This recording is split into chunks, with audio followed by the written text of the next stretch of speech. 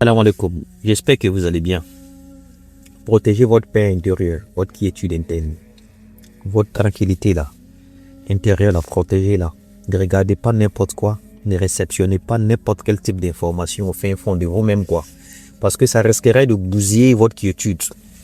Si vous réceptionnez n'importe quel type de choses à travers ce que vous regardez, ce que vous entendez, ce que vous dites, automatiquement votre subconscient va accepter n'importe quel type d'information qui va bousiller votre paix intérieure et qui va déconstruire, c'est-à-dire de façon drastique et négative votre réalité. Parlez beaucoup d'Allah.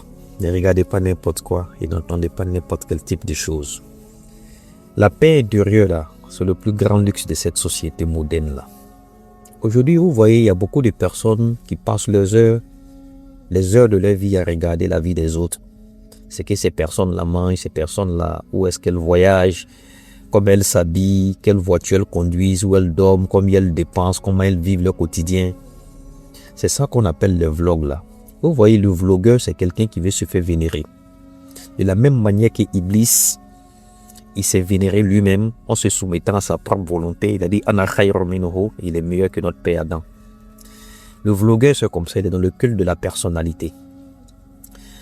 Il te donne parfois l'impression que tu es proche de lui à travers son vécu qu'il expose. Mais derrière ce système de vlog-là, il existe un piège qui est psychologique et spirituel, quoi. Petit à petit que l'être humain, il commence à regarder la vie des autres. Il va commencer à vivre à travers la vie des autres, au lieu de vivre sa propre vie. Tu vas commencer à observer la vie de ces personnes-là. Tu vas commencer à te comparer, à envier, à imiter. Et tu vas te sentir inférieur. Parfois même, tu vas te sentir inutile. Tu sais pourquoi?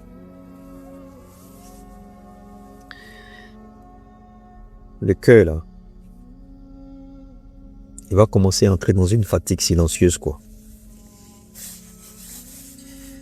Vous voyez, il y a certaines personnes dans ce monde-là qui se réveillent chaque matin et avant même de penser à Allah subhanahu wa ta'ala, avant de penser à leur famille, avant de chercher à purifier leur âme, ces personnes-là entrent directement dans la vie numérique de certaines personnes. Même vous voyez des personnes qui font des vlogs, hein. Tout ce qui est derrière là, c'est des mises en scène, c'est des choses qui sont montées de toutes pièces, quoi, pour te faire accepter un sentiment de supériorité, de force, de certitude, l'assurance que ces personnes-là ont.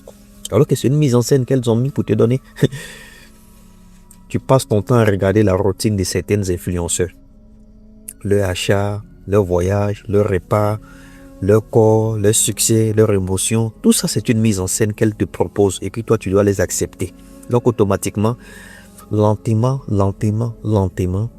la comparaison là, va commencer à détruire ta paix intérieure. Parce que le cœur humain, là, il n'a pas été conçu pour pouvoir supporter en permanence le poids des autres. Le cœur humain a été conçu pour accepter Allah subhanahu wa ta'ala. C'est la seule maison dans laquelle Allah peut siéger, le cœur humain. C'est pourquoi Allah dit, il dit, n'est-ce pas par le rappel de Dieu que le cœur se tranquillise. Maintenant, toi, tu veux tranquilliser ton cœur à travers quelque chose qui n'est pas Allah. À travers le vlog, des éléments extérieurs. Ton cœur ne peut jamais se tranquilliser parce que ce n'est pas Allah qui est derrière ça. Indirectement, tu es en train de vénérer une vie de faux semblant qui a été construite de toutes pièces par quelqu'un qui veut se faire accepter à travers les réseaux sociaux, qui se fait appeler peut-être influenceur, qu'on voit un peu partout. Il t'influence sur quoi? Qu'est-ce qu'il crée en toi? La perplexité psychologique, la complexité mentale.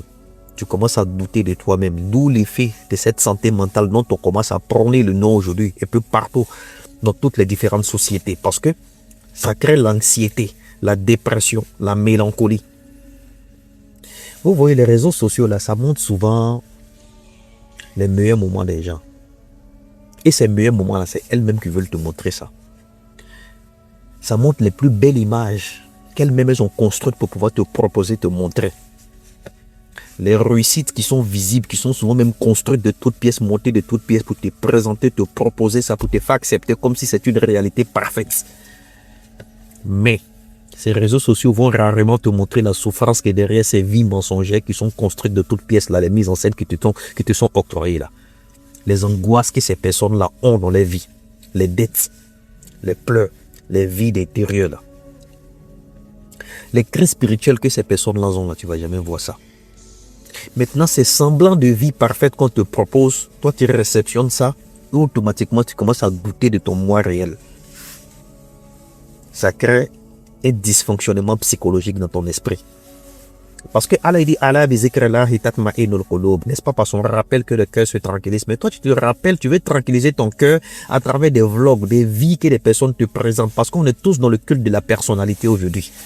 Les gens veulent se faire vénérer, adorer. Ils deviennent des petits dieux dans ce monde-là. Il devient comme Iblis qui s'était soumis à sa propre volonté, qui voulait se faire adorer parce que il avait galvanisé son ego. Il était devenu tellement égotique qu'il avait pas eu cette humilité à pouvoir obtempérer à la retraite divine lorsque Dieu il a dit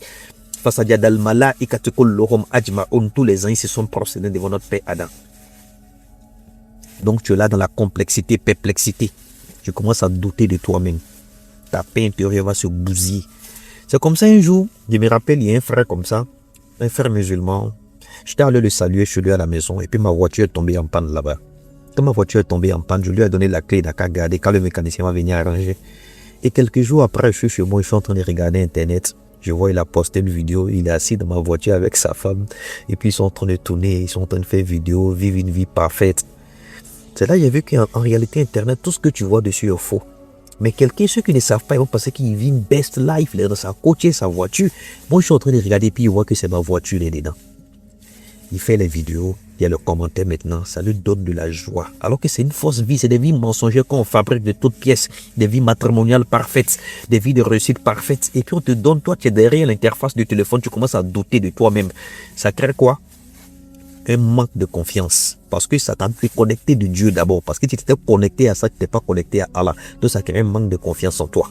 Tu n'es plus serein, tu n'es plus en paix. Tu commences à souffrir. L'anxiété là commence à prendre possession de ton être. Toutes les cellules de ton corps vont commencer à se familiariser à ça. Tu es là et puis tu maigris seul sans être malade. La pathologie est tellement puissante qu'elle va commencer à bousiller même ta tranquillité. Créer un dysfonctionnement même psychologique en toi. Tu es bousillé, tu es détruit. Tu es là, tu veux te suicider. Tu penses que ta vie est bousillée, ta vie est ratée pour les détails de la vie. Alors que Dieu t'a donné la vie, la santé, tu dois remercier même pas pour ça. À cause d'un vlog que quelqu'un a construit, tu veux le ressembler à travers une vie mensongère, pacotive, façonnée de toutes pièces, une vie de faux semblants. Tu commences à être perplexe plutôt. Tu veux te suicider, te donner la mort, la vie. Alors que la vie que tu as là, il y a des gens qui ont des milliards qui sont partis dans l'au-delà, la santé que tu as, des gens qui ont des milliards qui cherchent ça. Tu commences à douter de la baraka de Dieu dans ta vie maintenant.